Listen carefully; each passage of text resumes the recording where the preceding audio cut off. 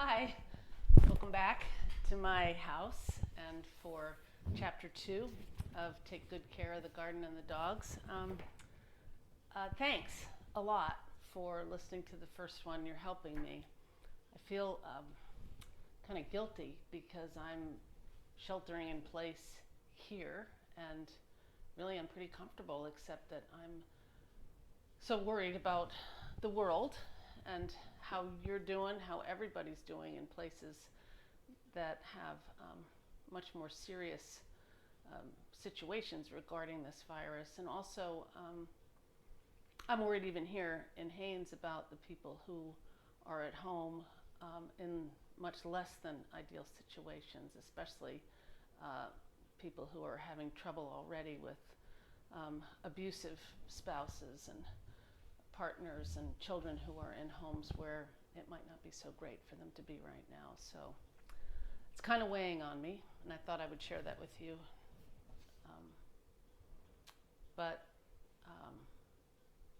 And I really wish I was a nurse, or I even knew how to sew so I could make some masks, but I don't have those skills.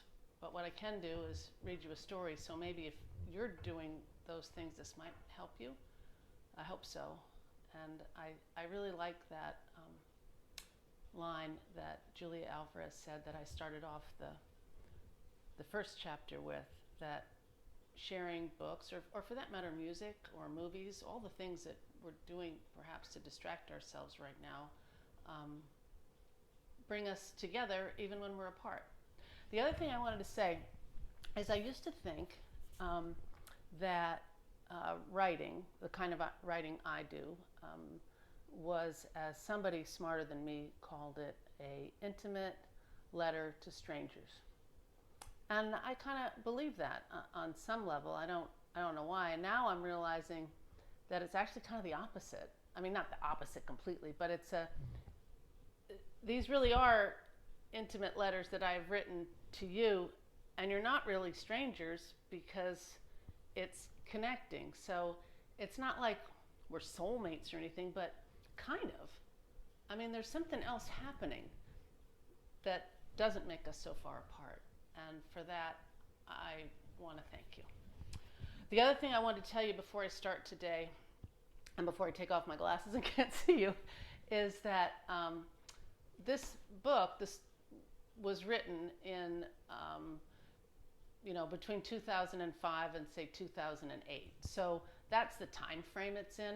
And I'm not going to stop every time to say, oh, my kids aren't teenagers anymore. Now my oldest grandchild is 10, or things like that. I mean, I might sometimes, but it's a window in time. And that happens to be the time. So it's really about 15 years ago when all this happened. So just so you know that. Chapter 2, Be Still My Praying Feet. And remember, there's an epigraph in front of each chapter. And the one in front of this chapter is, O God, make speed to save us. O Lord, make haste to help us. And that's from the Book of Common Prayer. Writing Wilma Henderson's, can I just start that one more time? I want to tell you something too before I did that. I begin here talking about an obituary, and I do write the obituaries for the Chilkat Valley News, so that's another thing that I do. So let me start again. Writing Wilma Henderson's obituary, I learned that the very proper and always formidable farm wife and Presbyterian elder kept a copy of an African proverb, "Pray with your feet," as a bookmark in her Bible. This was not a surprise. Wilma was a doer. She was dedicated to her little farm, to her family, and above all, to community improvement, from sprucing up parks with flowers to organizing the annual school spelling bee. She taught God's word in Sunday school and made sure children and adults used correct grammar to explain it. Her grown daughters told me that she circled mistakes in their letters from college and returned them. And we were good students, once said. When Wilma was the volunteer librarian, back before we paid library staff, she would collect overdue books in person. In town, when she spied an improperly parked vehicle, say in front of a fire hydrant or blocking a sidewalk, she would track down the owner in the grocery store or a cafe and ask him or her to move it while she watched. The problem with linking action to faith is that it requires a sturdy body. Once Wilma's broke down, she took to her bed and never got up again. She was 89 years old when she died in the front room of her little old farmhouse. Her family didn't know what the cause of death was. She had always been ramrod fit. She was a great walker and had rarely been to the doctor. For the obituary, her family asked me to report that she died of natural causes, which of course my editor, Tom, would not allow. After a few phone calls and Tom's chat with Wilma's husband, the former borough mayor, who explained that his wife didn't want to see a doctor or be sent to Juneau for tests. There's not a hospital in Haines, so we would go to the hospital in Juneau, and it's a 4.5 hour or so ferry ride or 45-minute flight. You can't drive there, which is also a worry now, actually, with all that's happening in the world, but that's another story. Anyway, Wilma never liked hospitals and already knew she was dying and didn't need to know what from. Tom had no choice but to let me write that she died of old age. I even quoted her husband's ironically ungrammatical explanation: she just wore out. Like Wilma, I think of myself as an active prayer. My faith has never been about what I feel, it's about what I do. Although, and this is a concern about even wading into this whole tricky question, this is not to imply in any way that I always do what's right, or even that I know what the right thing is half of the time. Not only do I not have the answers to, as Garrison Keillor's alter ego, Private Eye Guy Noir would say, life's persistent questions, I'm not even sure what the questions are. But I have learned something about life and death and faith from living in a small town, from writing obituaries, and from my own near miss. Anyway, to complement my action philosophy, I've always prayed before I go to sleep, for the same reason that I floss my teeth. It's a good habit.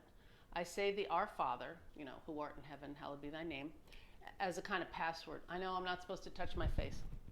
As a kind of password.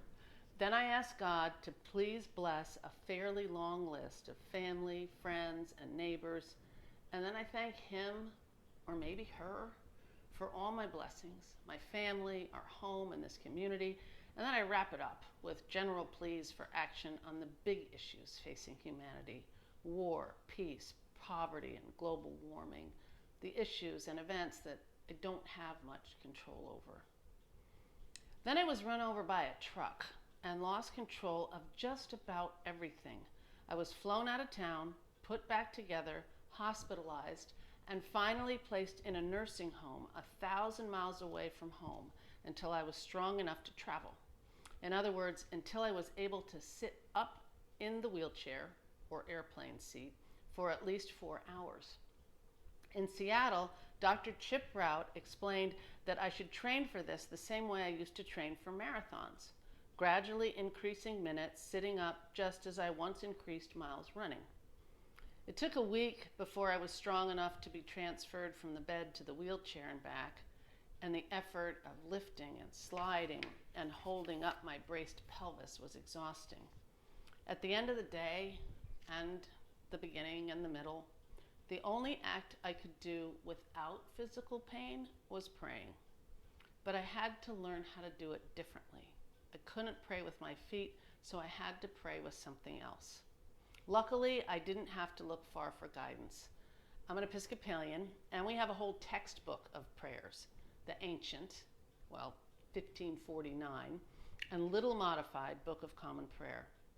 It's divided up into helpful sections: morning, noonday, and evening prayer for what are called the daily offices for home or church, as well as special services for big events such as baptism, marriage, and burial. There's even a whole section of additional prayers for just about every occasion and human condition. A rarely used and old-fashioned service called Compline ends the Episcopal Church day, usually around 10 at night. Friends from St. Michael and All Angels, the tiny mission church I attend on Sunday mornings in the lobby of the Chilkat Center for the Arts, and now via Zoom, sent me a CD of a sung and chanted version of Compline recorded at St. Mark's Cathedral right in Seattle. Compline is the shortest of the daily offices and has fewer changeable parts. That means like readings and prayers.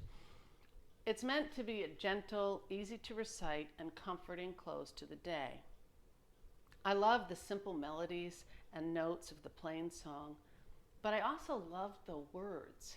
My favorite Compline prayer, which fits so well with my circumstance, especially as the night shift came on in the nursing home, was, "Keep watch, dear Lord, with those who work or watch or weep this night, and give your angels charge over those who sleep.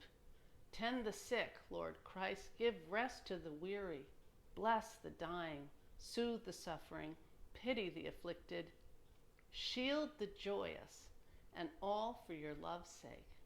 Amen."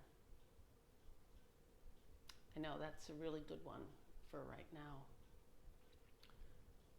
Then I thought that Shield the Joyous was poetry. I still do. I was so far from joyful, yet I was praying for that, and I knew what it meant. I had been filled with joy just before Kevin's truck hit me. I had been glowing with the joy of my imagined success. My first book was coming out soon, and I was fantasizing about doing what glamorous real writers might do. I know, just thinking about that now is a little embarrassing. There's that.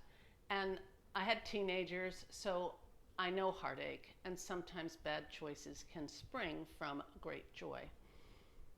The way Shield the Joyous was tucked in there with all that care and suffering, which pretty much summed up what was going on all around me, helped reinforce what I already knew, that you can't have real joy if you don't understand what real sorrow is.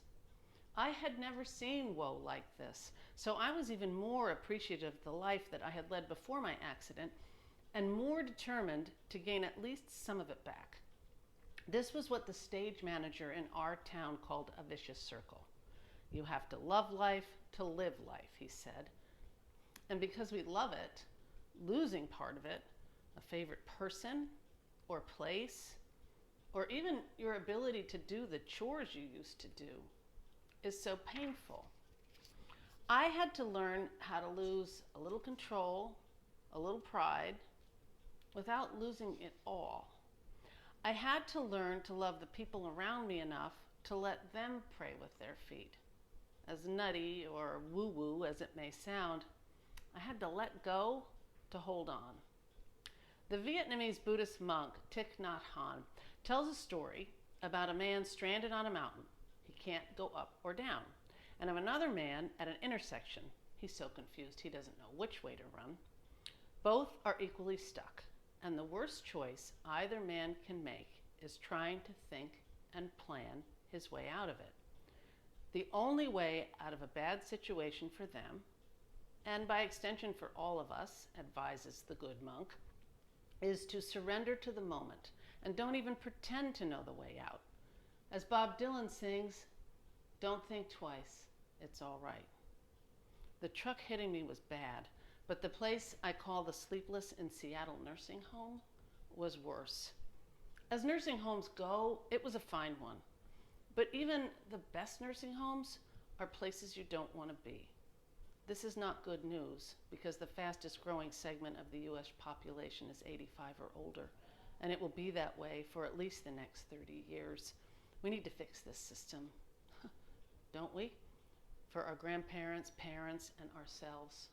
I know that's fodder for a newspaper column. I wish I still wrote.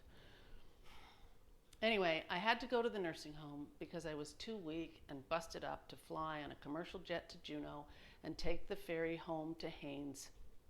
There is no road in or out of Juneau, Alaska's capital, and the nearest city to Haines. The only access is by sea or air. The Haines airport is too small to have jet service, and I couldn't climb into a small plane. Also, with the extent of my fractures, there was a risk that the experimental external brace might not repair them, so the doctors wanted me close to a hospital, and there's no hospital in Haines. In short, I was in the same fix as the guy on the mountain and the guy at the crossroads. There was nothing to do but stay.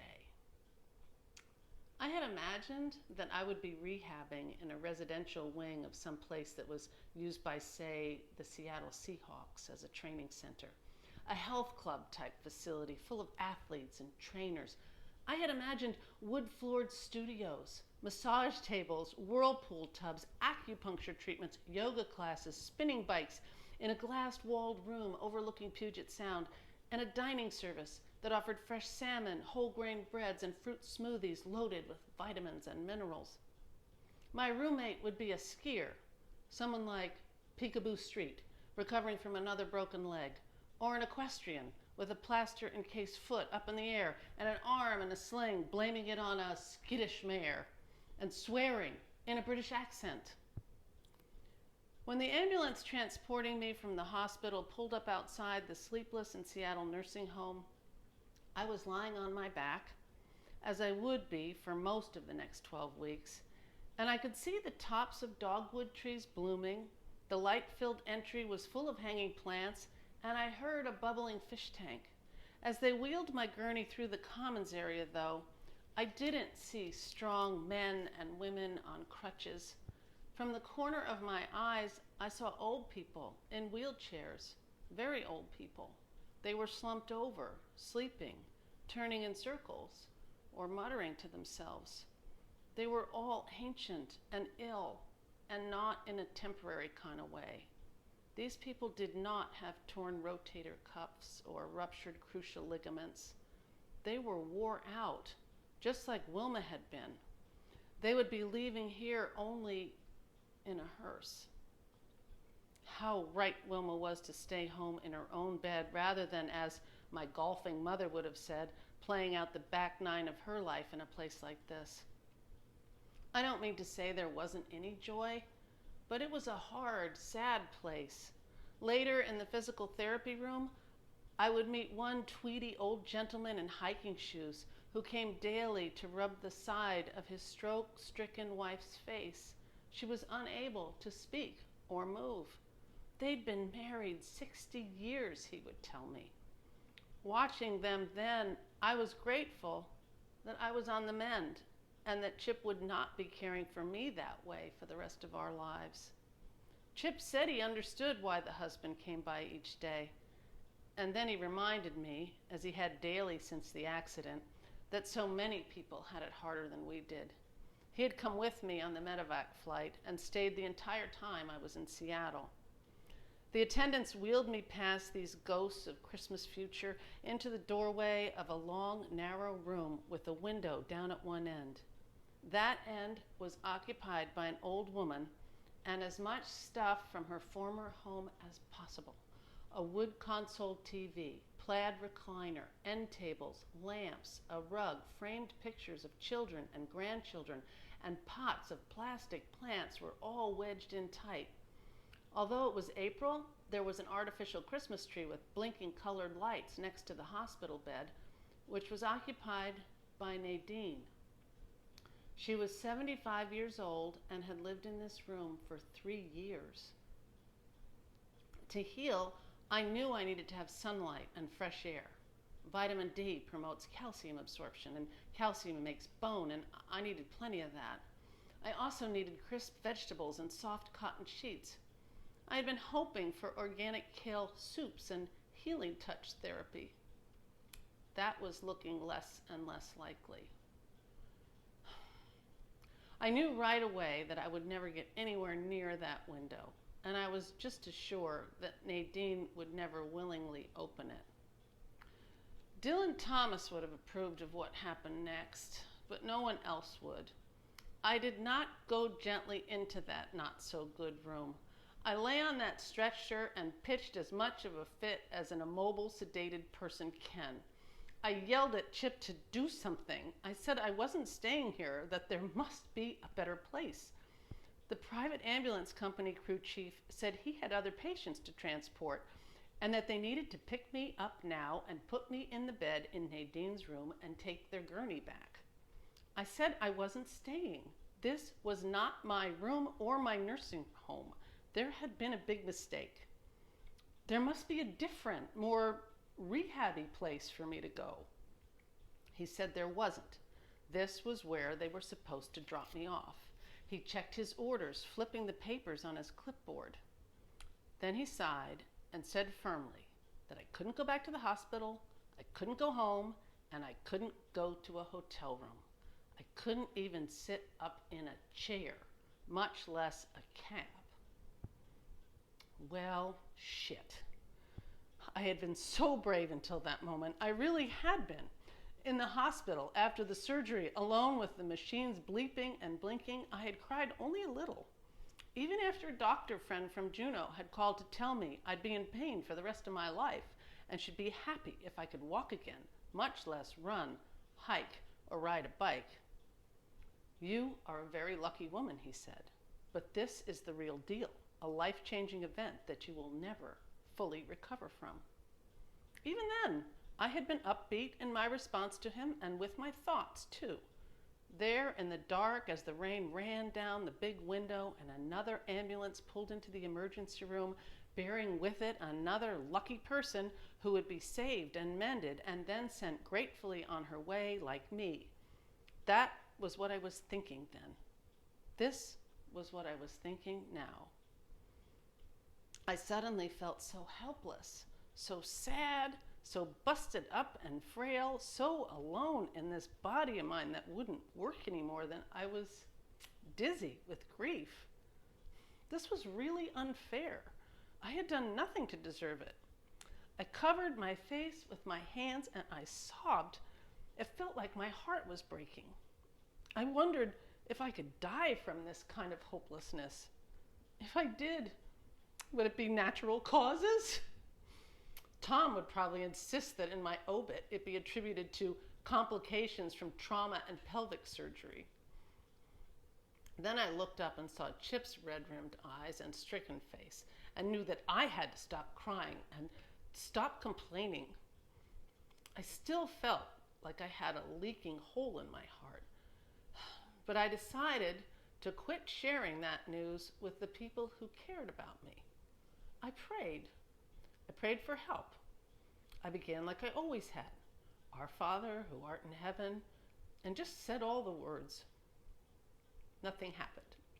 So I tried it the way I'd read St. Ignatius had and took one full breath for each word. It was like yoga and prayer. Our Father, like that. I felt better. I felt safer. I understood what a born-again Christian neighbor meant when she wrote she'd been praying for God to hold me in the palm of his hand. I have coached high school runners for 15 years, and I knew from experience that if you practice an action or repeat a thought enough, it will transform you. Can I just tell you that again? I have coached high school runners for 15 years. And I knew from experience that if you practice an action or repeat a thought enough, it will transform you. I'd received a card from one of my runners who wrote, "Walk it off, Heather." He made me laugh. How many times had I looked at hurting young athletes and given them that same advice? It was time to practice what I coached. If I acted positive, if I said the right things often enough, then I should start to believe them and maybe heal. I knew all that, but I also kept hearing one of the singer-songwriters I always play when I volunteer on the radio, Texan Nancy Griffith, singing, "If wishes were changes, we'd all live in roses." And children would never cry in their sleep. I let the ambulance crew lift me into the bed, and I lay there with my eyes squeezed shut while Chip left to speak with the nursing home manager. She promised I'd have my own room with a window by Monday. It was Friday. After Chip had held my hand, after my heart stopped beating funny, after I had, that's Chip's cuckoo clock, I'll tell you about that later. Anyway, after I had promised him and myself I'd be a good sport, we called home. I told the kids I had a sunny room with a nice view, that the nursing home was great, that I'd been popping wheelies in my new wheelchair. I said I was feeling much better and would be home as soon as they let me out, which could be any day. I said I love you to each of them and that I'd call tomorrow. Everything except the last part was a lie. Mario Juarez, an old friend who used to live in Haines and who had been with us daily since we arrived in Seattle, found Chip a place to stay, an empty apartment that was between buyers. There was a mattress, and he loaned Chip a sleeping bag. It had been a long day. Chip was tired. He kissed my forehead and headed home, saying he'd see me first thing in the morning. I prayed I'd live that long. My roommate, Nadine, sang a lot. Her favorite song was the one about Johnny being too long at the fair, punctuated with, "Oh my Lord, I forgot the words." Luckily, she didn't sing all night. Nadine was one of the few residents who slept. She even slept through the midnight fire alarm. She slept through the sirens and lights and rumbling emergency rigs pulling into the parking lot 1 floor below us. To be on the 2nd floor of a nursing home and hear alarms and sirens and see red and blue lights flashing against the ceiling and walls and know that you cannot even transfer yourself into a wheelchair, much less move it anywhere, makes any other fear trivial. I was stuck there as fire doors slammed shut, smoke alarms blared, old people screamed, and all but the emergency lights went out. "Help!" I yelled, but no one came. "Help!" I yelled louder. "Help! Help! Help!" I screamed, and no one came. I did wake Nadine, though, who coughed and said, "Oh, honey, it's only a drill." A drill? At this hour? I mean, honestly, how cruel and unkind is that? What were they thinking? Who runs this place? Nadine said they do it at night because the firemen don't have much else to do, so they bring the trucks and practice putting up their ladders. There were no intercoms, or else my cry for help would have been broadcast around the building. Instead, we had to squeeze a rubber ball that turned on a light outside the door of our room. When a nurse or aide saw it, he or she would come and help with a bedpan or glass of water or pain pills, sooner or mostly later. The season's residents quit squeezing the ball and hollered when they wanted attention. When Nadine had an accident in the night, she yelled until Sebele, a nurse's aide, came. Sebele, like most of the staff, was African. She was from Eritrea. She didn't speak English well, but she did understand the language of her patients. She treated Nadine gently. She changed her bed at 2 a.m. and cleaned Nadine as if she were wiping up a toddler, as if it were no more unusual and no more of a mess and no more of an odor, before helping her into clean pajamas. Maria was the day nurse. She was from the Philippines and had a home in Seattle and another near Manila. She teased Nadine, who had that cranky way about her old people can acquire. When Nadine wanted Maria to change the channel on the TV, Maria made Nadine do it herself. Not in a mean way, but because she wanted Nadine to do whatever she was still able to do. Maria made me feel so safe I took a nap. The head aide was Tekla. When I asked where he was from, he said Seattle in a thick accent. When I asked him again, he said Africa. He was from Eritrea too. I didn't want him helping me with my bedpan. I requested that he find a woman to do it. "Where's Sebela?" "She was busy," he said, but his eyes said what he was thinking. They said I didn't trust him because he was a big man from Africa who couldn't speak English very well. I was embarrassed because that is what I had been thinking. So much for letting go, for surrendering, for really grasping the point of the Lord's Prayer. Oh God, forgive me my trespasses. Not to excuse the unforgivable, but I was in a pretty vulnerable position. I didn't want a strange man lifting up my nightgown and setting my bare bottom on a bedpan, waiting until I went and then cleaning me up with rubber gloves and baby wipes. I was scared and humiliated, and I couldn't help it. Tekla told me that he understood my modesty, but that if I had to go to the bathroom and a woman couldn't be found in time, it would be better to have him help me than to soil myself. That was his word, soil. I didn't want to wet the bed. When you have so little control over what is happening, you make deals with yourself. My first one was that I would never join the tragic Greek chorus of helps echoing along the corridors in the night. So much for that. But my second personal goal was that I would never wet the bed. That meant I had to let strangers, some men, some women, some black, some white, some young, some old, help me do what I never thought anyone but me would do. Later, once I had become more used to Tekla, and he had given me shots and pills and changed my bed and cleaned my wounds and everything else, all of it, I told him I thought he must have been a doctor back in Eritrea. This time, his eyes said thank you. They were all so good to me, these saints of Seattle, that I still can't believe it. I have begun to pay them back in a karma kind of way as a Hospice of Haynes volunteer. What you need to know now is that it had been a very long weekend in the Sleepless in Seattle nursing home, and it was about to become longer. Sunday night, after Chip went home, the lady in the room next door wailed, "Help me." Soon everyone on the hall joined in her wailing, "Help and help me." One Mr. House, another Mr. Daughter. One man couldn't say what was wrong, but he took off all of his clothes and he begged for someone to call him a cab.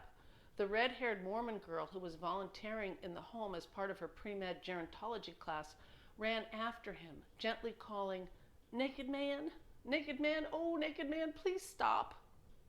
Nadine woke up angry and yelled for them all to be quiet.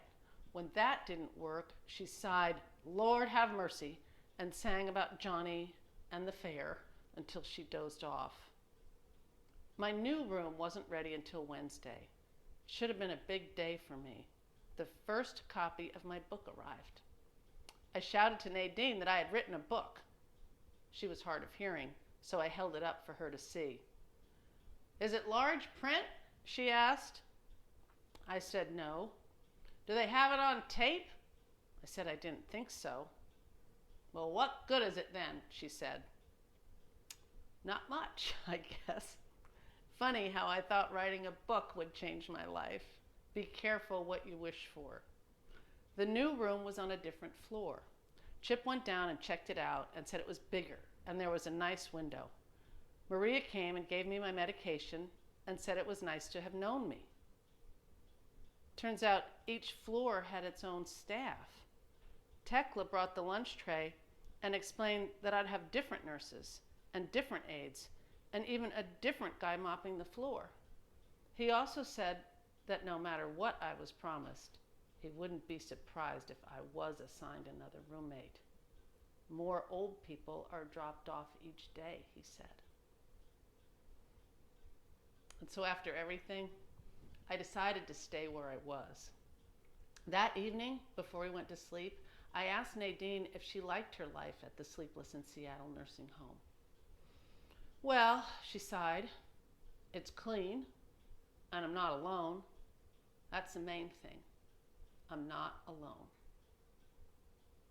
I put on my headphones and said goodnight before turning on the Compline CB and had a little conversation with the feeling I think might be God or the Holy Spirit or that so-called still small voice I've heard sometimes speaks to those who want to hear it, but who was, I was learning, the friend to whom I could whine, the one to whom I could tell how lonely I was, the one I could admit to what I wouldn't let anyone else know, the one I didn't have to be brave for.